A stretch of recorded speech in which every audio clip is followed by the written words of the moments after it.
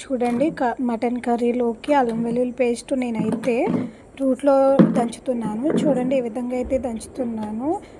And మటన్కి కావాల్సినవి 2 ఉల్లిపాయలు తీసుకున్నాను, 6 పచ్చిమిర్చి తీసుకున్నాను.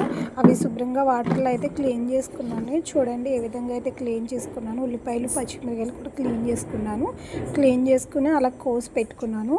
కోసేసాక చూడండి ఒక కుక్కర్ అయితే తీసుకున్నాను. కుక్కర్ తీసుకుని బౌల్ అయితే మాంసం అయితే శుభ్రంగా కడుక్కున్నాను.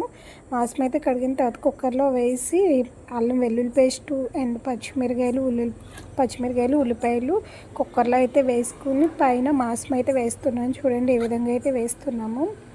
మాంసం వేసిన తర్వాత గరం మసాలా అండ్ ధనియాల పొడి అండ్ జీలకర్ర పొడి అండ్ గరం మసాలా కూడా వేసుకున్నాము.